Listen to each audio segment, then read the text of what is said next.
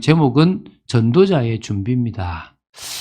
전도자로서 우리가 준비해야 되겠죠. 한 주간 동안 준비했는데 좀 마무리를 조금 지어보는 시간이 되었으면 좋겠습니다. 자, 서론에 보면 올해 2024년 첫 집중 기도를 시작합니다. 그럼 방향이 있겠죠. 전도자라고 생각하시면 됩니다. 전도자. 그래서 우리 첫 번째 볼 게 뭐냐면 전도자의 준비입니다.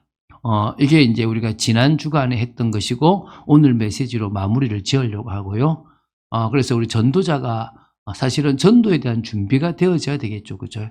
뭐 성품도 준비되고 그런 기본이지만 또 전도자로서 예를 들면 제가 영업을 하려고 그러면 영업하는 사람으로 준비되어야 되듯이 전도자로서 우리가 뭔가 도구가 있어야 될 거 아니겠습니까? 뭔가 준비된 게 그죠? 그것에 대한 이야기를 나눕니다. 두 번째는 전도자의 기도입니다. 이게 이제 이번 주간에 진행될 겁니다.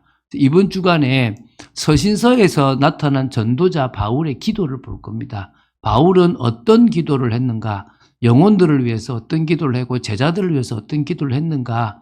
우리는 어떤 기도를 해야 되는가에 대한 부분들을 좀 나누어 보려고 합니다. 그래서 우리가 수요일하고 금요일 빼면은 월화 목토 4번 정도의 시간이 우리에게 주어집니다. 그 시간에 우리가 이제 또 이렇게 말씀을 좀 이제 나눌 건데 그때 이제 우리가 중요한 것들을 좀 보려고 합니다. 그리고 이제 또 주일에 전도자의 기도에 대해서 모아서 이렇게 또 핵심적인 걸 하려고 합니다. 마지막 이제 세 번째는 전도자의 실천입니다. 결국 우리가 워크숍 하듯이 우리가 좀 해봐야 되겠죠. 그죠? 같이 한 주간 동안 우리가 전도에 대해서 고민해보고 사람들을 만나면서 한번 해보자. 그래서 그런 부분에 대한 이야기들을 또 기도하면서 나누는 시간들이 마지막 세 번째 주간이 될 거고 꼭 막 전도라기보다는 멀게 봐도 되고 가까이 해도 되고 작게 봐도 되고 크게 봐도 되고 그런 거에 대해서 우리가 한번 고민을 해보는 시간을 가지려고 합니다.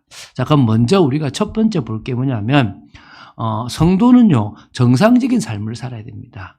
그게 사실은 모여지면 전도자의 삶인 겁니다. 그래서 성도는 가장 정상적인 삶, 제가 늘 우리 교회는 이 정상적인 삶을 살게끔 하려고 하는 겁니다.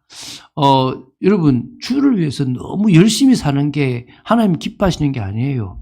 여러분 자녀들이 너무 돈 벌라고 자기를 희생하고 이러면은 부모 입장에서는 안쓰러워요. 너를 위해서 살아. 너를 행복하게 하지 왜 남을 위하고 부모를 위하고 왜 가족들을 위해 너를 위한 인생을 살아 그렇게 하고 싶잖아요. 하나님도 마찬가지입니다. 우리가 막 죽을 뚝 살뚝 고생하고 막 못 누리고 살아가는 게 아니라 하나님 주신 은혜를 최고 잘 누리는 그걸 잘못 생각해가지고 육신적인 거라고 생각하는 게 잘못된 거지.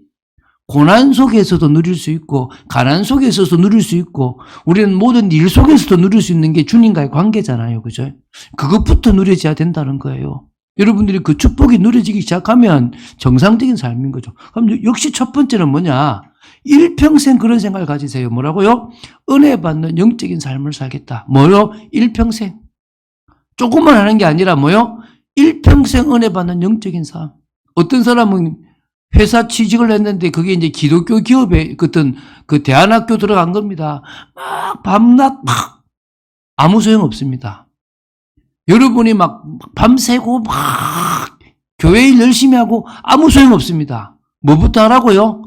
은혜 받는 영적인 삶이 여러분에게 가장 먼저 되어져야 되는 거예요. 제가 계속 얘기하잖아요. 포도나무에 붙어 있는 뭐다? 우리는 가지다. 할렐루야. 저와 여러분은 포도나무에 붙어있는 가지입니다. 포도나무에서 원액이 올라오죠. 물도 올라오고 양분도 올라오고 다 올라옵니다. 더위도 이기고 추위도 이기고 사람들의 공격도 이길 만한 뭐가 있습니까? 병충해도 이길 만한 강한 힘이 포도나무에서부터 올라옵니다. 그래서 가지는 그걸 버팁니다. 우리도 마찬가지입니다. 포도나무 대신 주님으로부터 오는 힘이 없으면 우리는 살아갈 수 없습니다. 그 늘 은혜죠. 그리고 그 은혜가 성령의 역사입니다. 성령의 역사가 없으면 저와 여러분은 아무 의미가 없습니다. 우리가 잘해봤자 소용없어요. 잘하는 사람이 있어요. 눈치 있는 사람. 좀 뭔가 빨리 깨우친 사람이 있어요. 교회도요. 그런 사람이 잘한다고 소문나요. 그런데요. 어느 순간에는 없어요. 못해도 주님 앞에 늘 은혜 받는 사람이 결국은 승리하고 오래 남아요. 좀 뭔가 자기 힘으로 열심히 하면요, 하다가 지쳐서 떨어져요. 제가 얘기하잖아요. 군인은 군인 스타일로 신앙생활해요. 공무원은 공무원 스타일대로 신앙생활해요. 은행하는 사람은 은행하는 사람대로 신앙생활 한다니까요. 의사는 의사대로 신앙생활해요. 다 잘못됐습니다. 신앙생활은 포도나무에 붙어있는 가지처럼 오직 주님 바라보고 하는 신앙생활이 최고 중요한 거예요. 여러분, 다니엘 6장에 다니엘이 사자굴 들어가잖아요. 제가 나이가 몇 살이라 그랬죠? 기억나십니까? 또 다 잊어먹으셨죠? 몇 살일 것 같아요? 한번 깨둘러 한번 때려보십시오. 전사님한테 물으면 또 큰일 날 수 있으니까 묻지 말고 자, 몇 살일 것 같아요? 신집사님 몇 살일 것 같아요? 35. 좋습니다. 우리 김재영 집사님도 물어봐야 또 이제 같은 집사끼리 물을 수 있겠죠. 집사님 몇 살? 아무튼 상관없으면 자신 있게 말씀하십시오. 60? 네. 80이 넘었어요. 왜 80이 넘었냐면 나라가 바뀌었어요. 바벨론이란 나라가 60몇 년 만에 망했어요. 그리고 무슨 나라가 시작된 거죠? 메대 왕 다리오예요. 이해가 되십니까? 무슨 말인가? 그러면 보통 다니엘이 갔을 때 나이가 한 17세로 봐요. 17세. 15세라 해도 60한 5년을 더 해보십시오. 그러니까 17세에 65년, 66년을 더하면 몇 세 됩니까? 80이 넘죠. 80이 넘는 나이가 되는 거예요. 꽤 많은 나이였다라고 보시면 되는 거예요. 그런데 뜻을 정했을 때가 언제냐? 17세라고 보죠. 그죠? 그러면은 그 다니엘 6장 10절에 전에 행하던 대로 그 전에가 언제겠습니까? 저는 17세라고 봐요.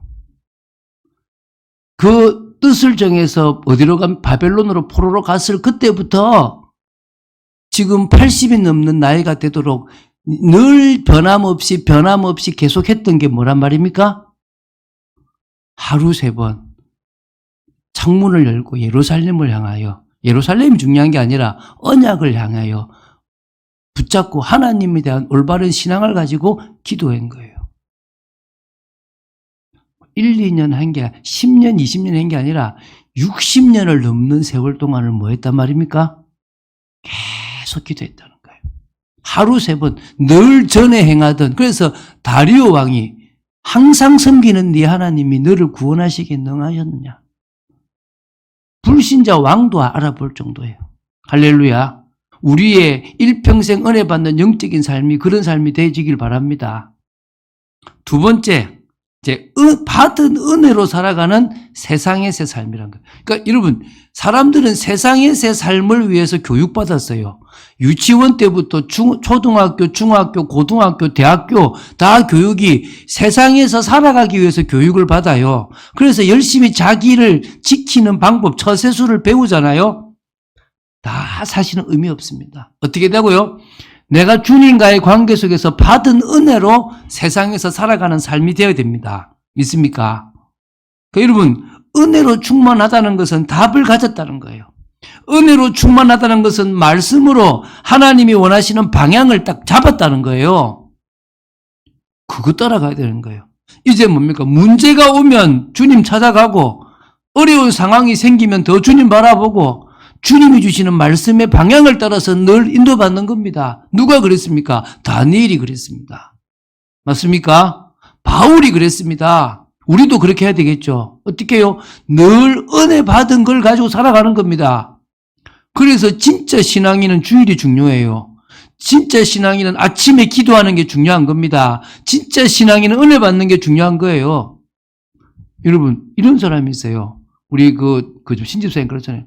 나는 은혜 못 받으면 막 짜증이 나고 이러잖아요. 되게 좋은 체질이에요. 무슨 말이냐면 오늘 하루 종일 은혜 안 받았는데 아무렇지도 않고 그냥 살아가. 제가 볼 때는 심각한 거예요. 이 말 이해되십니까? 근데 내가 은혜 안 받으면 당장 표가 난다. 그건 정말 좋은 체질이에요. 그래서 늘 뭘 만들어라? 은혜 받는 뭘 만들어라? 체질을 만들어라.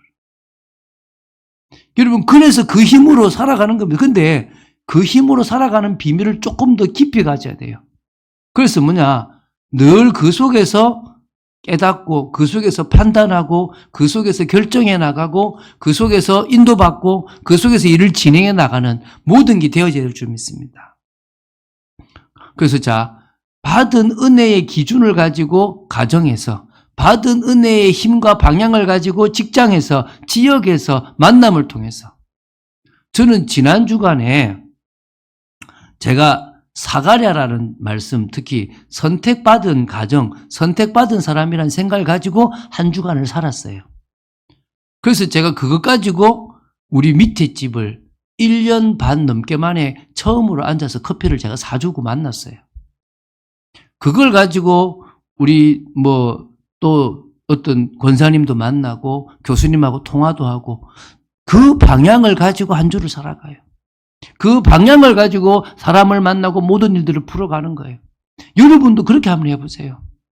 그게 여러분 받은 은혜로 살아가는 세상에서의 삶이라는 거예요. 그리고 이제 세 번째는 이제 사명 감당이죠. 그런데 이 사명 감당을 어떻게 하냐? 교회 중심으로 사명을 감당하십시오. 이게 세 번째예요. 뭐라고요? 예, 넘겨주세요. 세 번째 뭐라고요? 교회 중심으로 사명 감당. 이 전도자죠. 여러분, 교회 안에서 은혜 받을 뿐만 아니라 교회 안에서 내 역할을 찾아야 돼요. 제가 오늘도 딱 왔는데 우리 다 하겠지만 우리 신집사님도 딱 오자마자 그 찬양집을 쫙 다 나눠주더라고요. 이 참 집사님이 이거 내가 할 일이라고 마음을 가지고 하시는구나. 저는 우리 교회 성도님들이 다 그런 마음들을 가지고 있는 게 감사해요. 이거는 내가 하자. 내가 헌신하자. 저는 그렇게 하거든요. 그래, 내가 성도들을 위해서 행복하게 내가 먼저 조금 수고하면 될 거다. 이 생각을 가지고 저는 이 교회에서 일하거든요. 그래서 죄송합니다. 제가 참백교에서 일 최고 많이 합니다. 저는 그러고 싶어요. 그게 저한테 가장 기쁨입니다. 그렇잖아요. 여러분 자식한테 하는데 내가 언제까지 이놈 자식들한테 이 생각 안 하잖아요. 해주고 싶은 게 부모 마음이잖아요. 저도 그런 거거든요. 여러분들이 교회 내에서 이건 내가 했으면 좋겠다. 내 눈에 보였으니까 이건 내가 끝까지 내 담당이다. 한번 해보세요.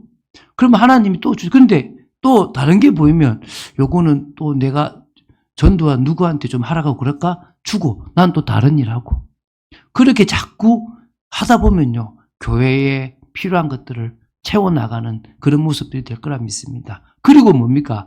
교회 공동체에서 내가 응답받으면 그 다음에 뭐죠? 신앙 공동체. 항상 두 가지입니다. 제가 말하는 교회라는 것은 교회 공동체라고 하는 내가 은혜 받는 곳이 있다면 그 다음에 그 은혜 받은 것이 이제 어디입니까? 신앙 공동체로 나아가는 겁니다. 똑같이 내가 교회를 만드는 겁니다. 할렐루야. 여러분이 있는 곳에서 교회를 만들어 보세요. 이 전도자의 준비는 교회를 만들 준비를 한다는 겁니다. 눈에 보이지 않는 교회를 여러분이 만들어가는 겁니다. 요것의 맛을 보면요. 사람을 만나는 게 달라요. 여러분 주식이나 뭔가 맛을 본 사람들은요. 자꾸 달라요. 제가 저 수원에 쪽에 이제 어느 구역, 외곽 구역을 맡아서 갔는데 이분이 주식으로 몇 억을 날리고 회사를 그만두고 집에서 이제 주식만 하는 거예요. 아내 그 회사 보내고 애들 학교 보내고 자기가 이제 다 막 주식을 하고 내시면 끝이 나면 또 가서 운동해서 시장 봐가지고 밥 준비 딱 하고 하는 거예요. 그래서 이 사람이 그때 제가 볼 때 한 달에 한 200~300은 기본 버는 거예요. 자기가. 그때가 2008년, 9년 됐죠. 그래 이렇게 늘 살아가는 거예요. 근데 이 사람은 뉴스를 보는 게 다른 거예요. 어떻게 다르냐 하니까 다시 말하면은 이게 요새 막 오일 사태가 터졌다 이러면은 어떤 주가 올라간다. 요새 어떤 회사에서 어떤 뉴스를 때렸다. 어떤 주가 올라간다. 모든 뉴스와 주식가의 변동 차이를 늘 보는 거예요.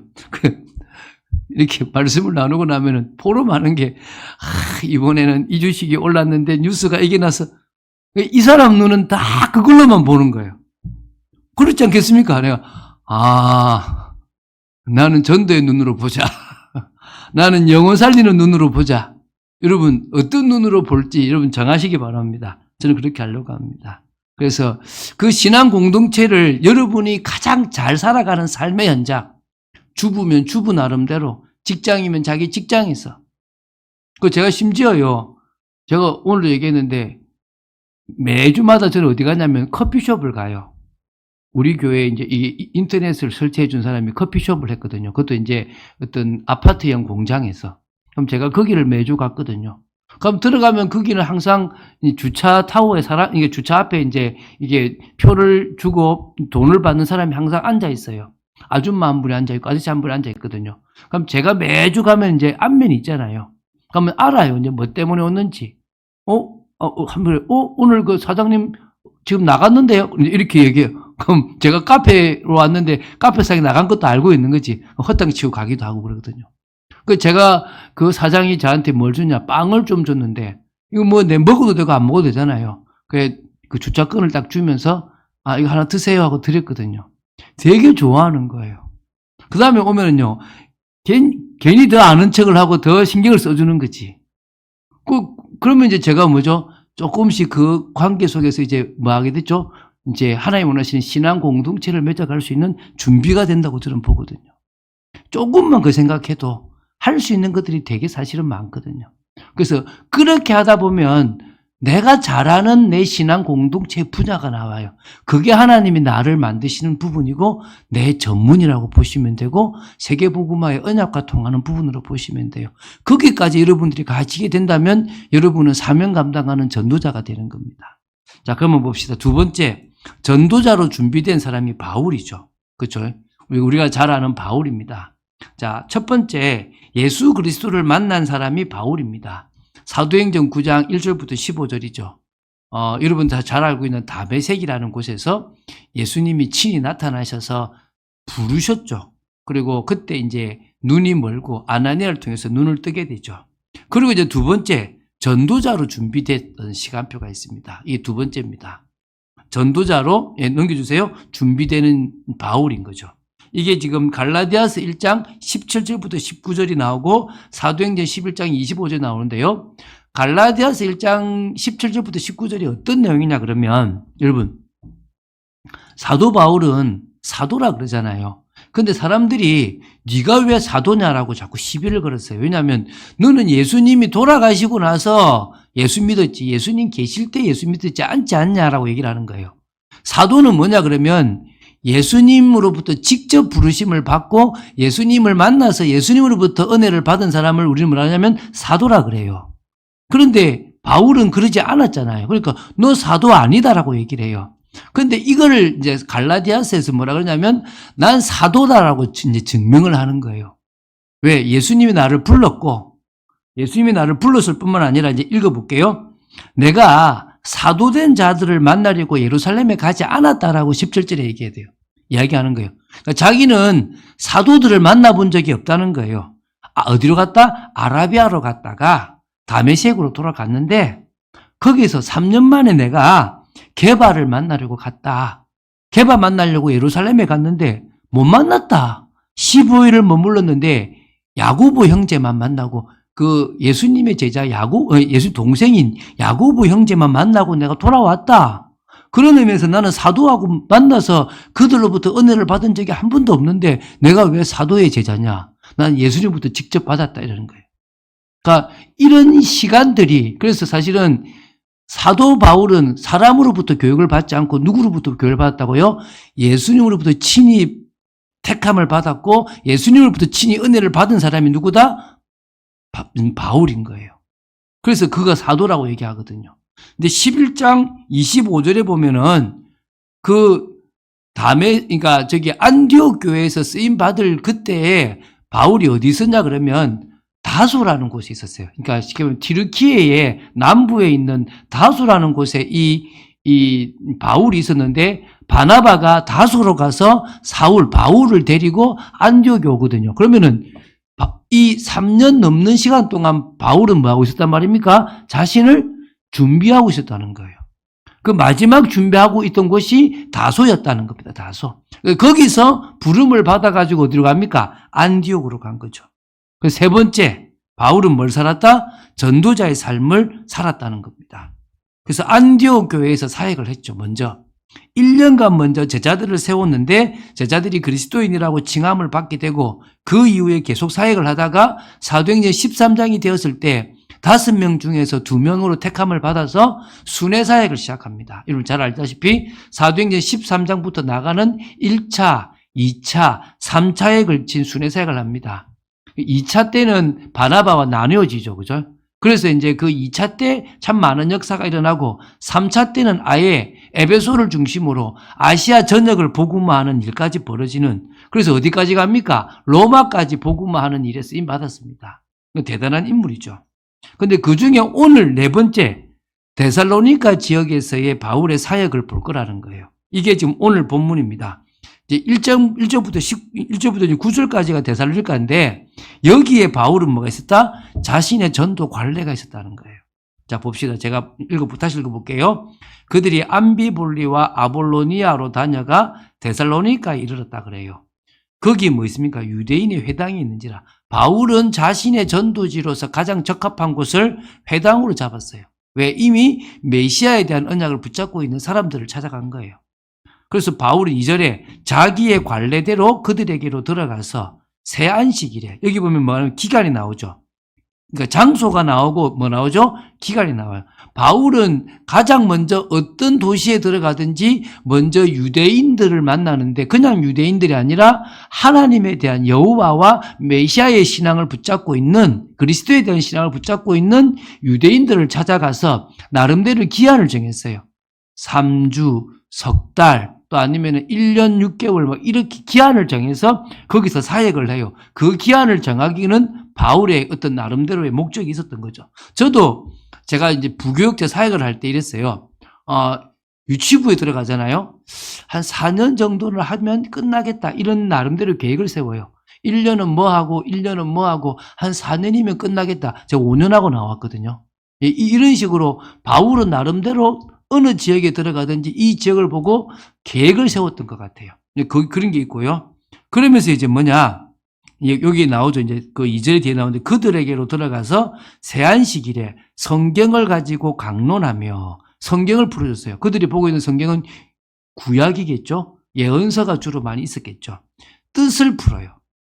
그 예언의 말씀의 뜻을 풀어서 그리스도 메시아를 설명하는데 마침 어떤 설명을 하겠습니까? 해를 받는 설명, 죽은 자 가운데서 살아나는 설명. 그럼 이사야 53장 같은 경우가 주로 설명하는 것이 되겠죠. 그런 설명들을 가지고 메시아는 죽어야 되고 메시아는 부활해야 된다는 것을 강조하는 거예요.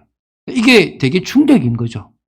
여러분 제가 아까 말씀드렸지만은 다니엘의 나이가 80세가 넘었다 그러니까 되게 충격적이잖아요. 그 생각 아무도 안 하거든. 제가 그러잖아요. 제가 이번 크리스마스 때도 뿐만 아니라 목사들하고 같이 성지순례 가서 사람들은 예수님이 탄생한 날 동방의 박사들이 왔다고 생각한다. 그런데 계산적으로 그럴 수가 없다. 이 얘기하면 이렇게 본단 말이에요. 제가 설명을 해줘요.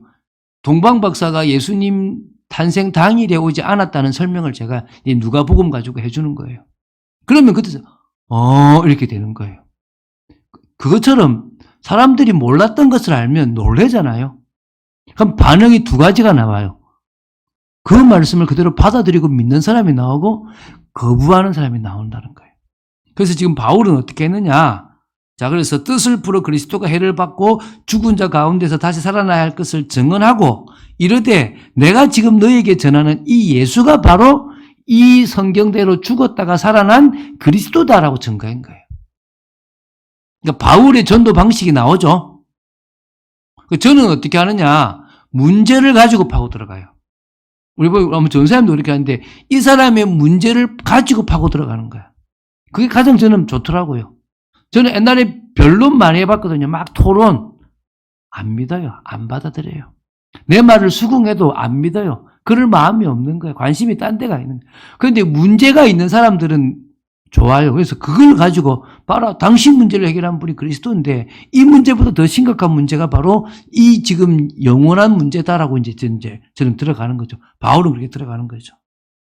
그래서 보면 4절에 그 중에 어떤 사람 곧 경건한 헬라인의 큰 무리와 적지 않은 기부인도 권함을 받고 바울과 실라를 따르죠.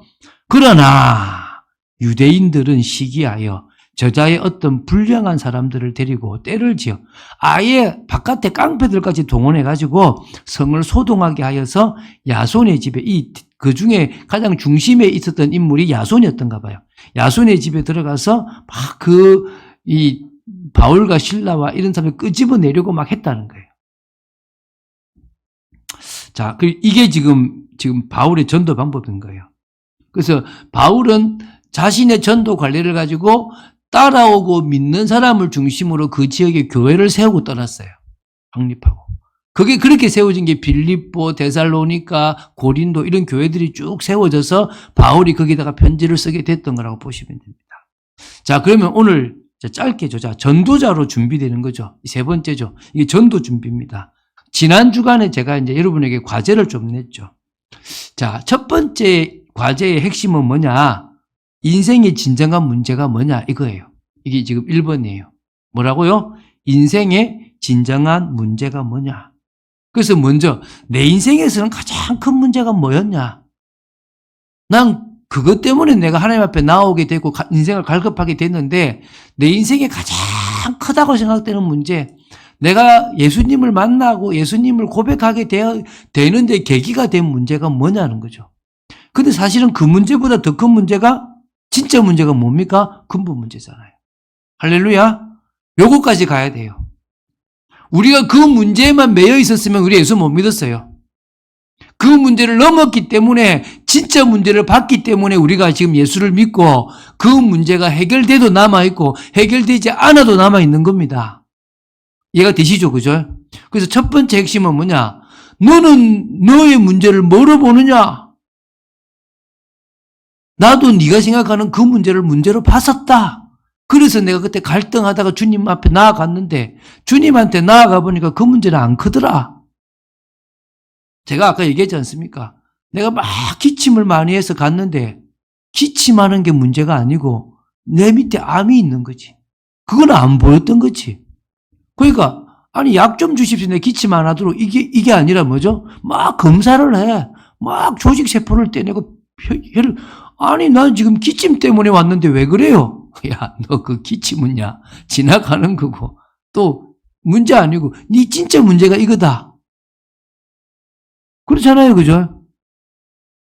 우리 인생에서 진짜 진정한 문제가 뭔지를 보는 게 필요한 거예요. 그래, 너는 그걸 가족들한테 그래, 저는 우리 어머니한테 얘기하거든요. 어머니, 그래, 그게 어머니한테 가장 큰 문제였다고 생각합니다. 근데 사실은 어머니 그것 때문에 우리가 예수 믿은 거잖아요. 그게 뭐 중요합니까? 진짜 문제는 이건데 맞다고 인정하는 거예요. 여러분 그렇게 여러분 말이 이렇게 가해질 수 있어야 되는 거예요. 가족들한테도 그렇고 누구한테나. 제가요 지금 뭐 한번 올라고 했는데 올라온 거에서 오후 예배 때 온다는데 제 친구가 있는데 그 대학 동기예요. 참 똑똑해요. 제가 얘기했잖아요. 우리한테 어려운 시험 문제는 뭐냐면 작문의 이론과 실제 이런 게 어려워요. 뭐냐면 이 비포 A3 종이 한 장 주면서 뭘 논하시오 이렇게 한 줄만 딱 문제가 나와요. 그게 우리는 수학 문제보다 더 어려워요. 뭘 논해. 차라리 우리 보고 A는 B, B는 C. 그래서 A는 C를 증명하라 그러면 그게 더 쉬울 건데 뭘 논하래. 근데 이거를 앞뒤 빽빽하게 적는 우리말로 미친 노미엄들이 있어요.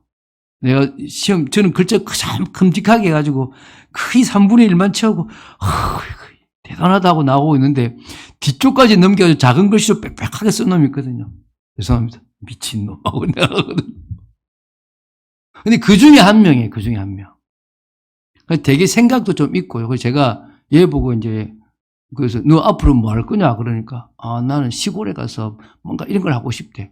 야, 너 거짓말 하지 마라. 너 어학연수도 갔다고, 뭐든 막 했는데, 뭐 뭘로 그리 가냐? 이러면, 딱 진지하게. 나는 우리나라를 좀 보고 싶었어. 내가 우리나라에 있으면 우리나라를 못 보잖아. 내가 해외 나가봐야 우리나라를 좀 객관적으로 볼 수 있잖아. 뭐야, 우리는 멍청하게 해보냐. 막 이러고 있는데 얘는 생각이 달라. 근데 제가 이제 진짜 복음 깨닫고 나서 걔가 이제 기독교를 욕하면서 뭐나 턱 던진 거지. 내가, 야, 그게 뭐 중요하냐고 이렇게 전혀 다른 답을 했거든요. 내가 턱 보더면, 야, 너 많이 똑똑해졌다. 생각이 있어졌다 이 말이겠지.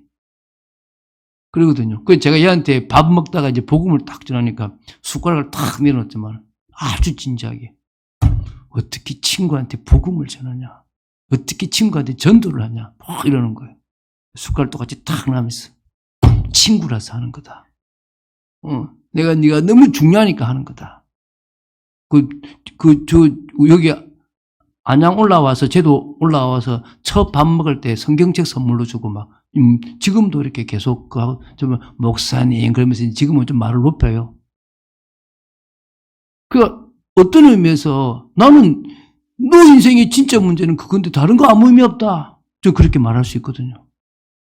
그 답이 나야 되는, 그게 지금 이 전도자의 준비의 첫 번째 과제의 핵심이란 거예요. 근데 제가 숙제를 내니까 특징이 있어요. 다들 보니까. 한 번에 첫 번째부터 세 번째 숙제를 다 했어. 나는 한 개만 하길 원했는데. 문제만 찾아내고 나는 이게 가장 컸다. 이것 때문에 내가 하나님을 찾아갔다. 여기까지만 썼으면 좋겠는데 여기서부터 이미 다 비포 애프터까지 다 나와버렸어. 저 앞에 나는 요것만 쓰기를 바랬는데. 그래서 좀 다음에는 이제 숙제를 그것만 좀 숙제를 좀 내주시면 좋을 것 같습니다. 예. 두 번째, 예수님을 믿은 후 받은 참 은혜죠. 여러분, 저를 움직이는 게 뭐냐면 진정한 힘은 은혜와 평강이에요. 제가 목사라는 게 저를 움직이는 게 아니라 주님이 주신 은혜와 평강, 주님이 주신 그 힘이 저를 움직여요. 한마디로 제가 여러분이 묻는 게 뭐냐면 나는 내 인생을 변화시킬 만큼 가장 은혜가 내한테 왔었다 이거예요. 그게 있냐 이거예요. 나는 너가 안 부러울 만한 은혜를 나는 받았다는 거야. 주님이 나를 찾아오셨고 주님이 나를 택해 주셨고 주님이 나를 자녀 삼아 주셨다. 세상이 줄 수 없는 구원의 축복을 나한테 주셨다. 나는 그걸 내가 은혜로 깨달았다. 할렐루야. 그럴 때 다른 사람한테 이 안 부럽다. 바울이요 아그리빠 왕한테 뭐라 그런지 아십니까? 왕이요 내가 지금 죄수의 신분으로 매인 것 외에는 왕이 나처럼 되기를 원합니다. 이랬어요. 내가 왕이 부러운 게 아니라 왕이 내가 부러워야 됩니다. 이해가 되십니까? 무슨 말인가? 재벌한테 가든 전문인한테 가든 당신이 예수 안 믿으면 이 은혜 못 받으면 당신 인생은 아무것도 아니야. 그거를 고백하라는 거예요. 그게 여러분에게 있어야 된다는 거예요. 저는 그게 있거든요. 그 은혜가 저를 움직여요. 저는 그 은혜를 받으려고 하는 거예요.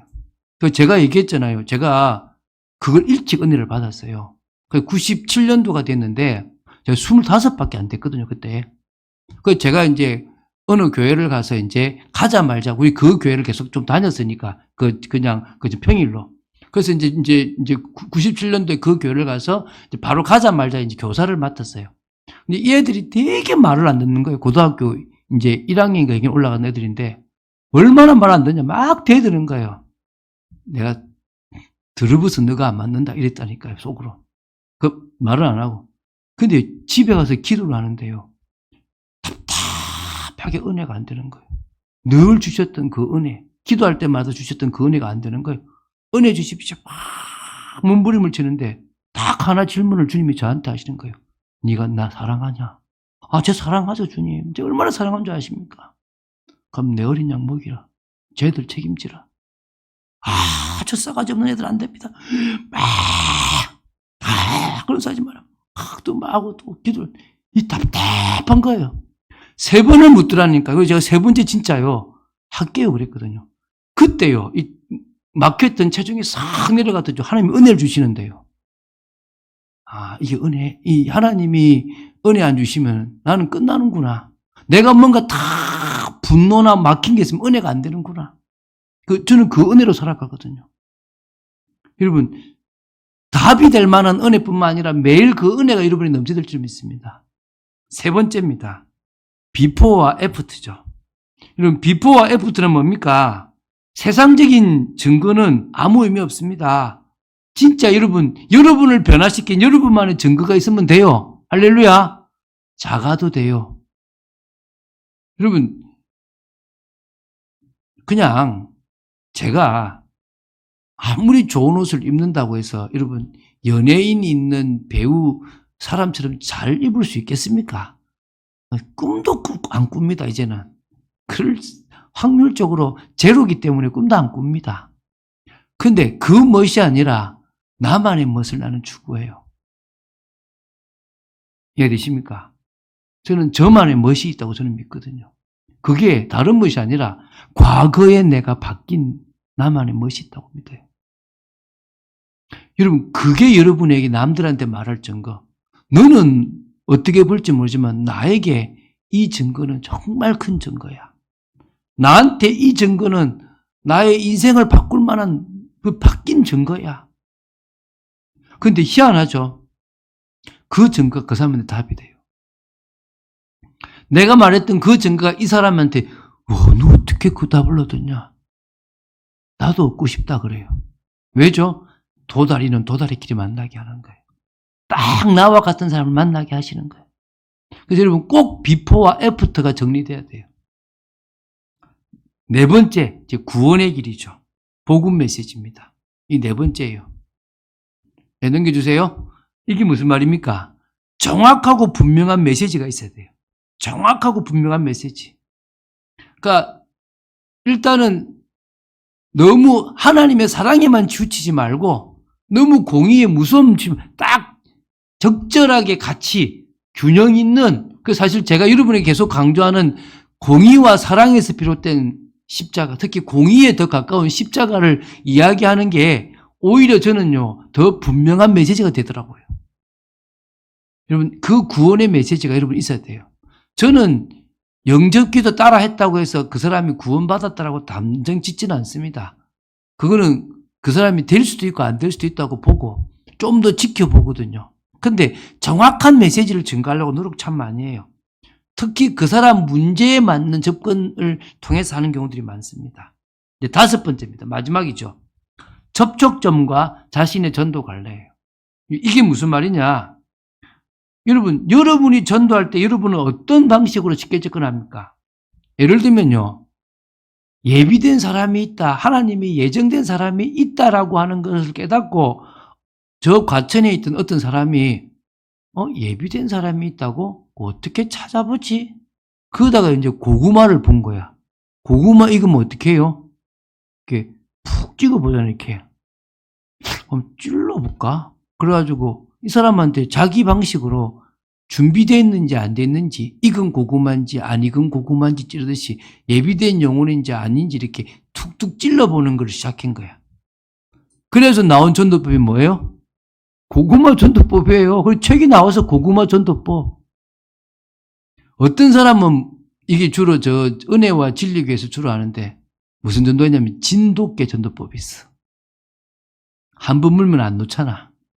지극정성으로 계속 철 따라 김치, 철 따라 뭐 반찬 감동받아 나오게 만드는 방법도 있어. 저는 별로 안 좋아하는데 그럼 그 사람 그 방법을 선택한 거야.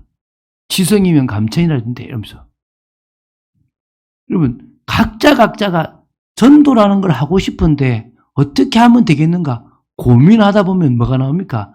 접촉점이 나오는 거예요. 저는 어떻게 하느냐? 일단은 사람들을 조금 사귀어요. 그래서 저는 제 성격이 사람들이 저보고 그래요. 죄송합니다. 볼매라 그래, 볼매. 처음 볼 때는 별로 매력이 없는데 볼수록 매력 있다 그래요. 그래서 저는 전도를 할 때 오랫도록 두고 합니다. 왜? 처음 해가지고 저처럼 이렇게 이런 모습으로 가가지고 너가 믿는 예수 믿고 싶다고 누가 그러겠어요, 그죠? 제가 얘기했지 않습니까? 제가 한양대에 이렇게 여기서 뭡니까 이게 올림픽 공원에서 이거 좀 잠실 공원에서 이제 운동장에서 집회를 하고 한양대 학생하고 제가 이제 대학생하고 이제 이렇게 밤새 팀사역을 하는 시간이 있었는데 제가 그때 아직 학생이었고 저보다 나이가 많고 키도 크고 대학도 한양대 좋죠. 그래가지고 저하고 이제 제가 팀 사역자고 그 사람이 팀 사역을 받는 사람이야. 이게 딱 붙여진 거지. 내를 떡 쳐다보는 눈이 아래를 또 훑어보더만은 뭐 이런 애를 붙여고 내보고 팀 사역을 하라고 그래.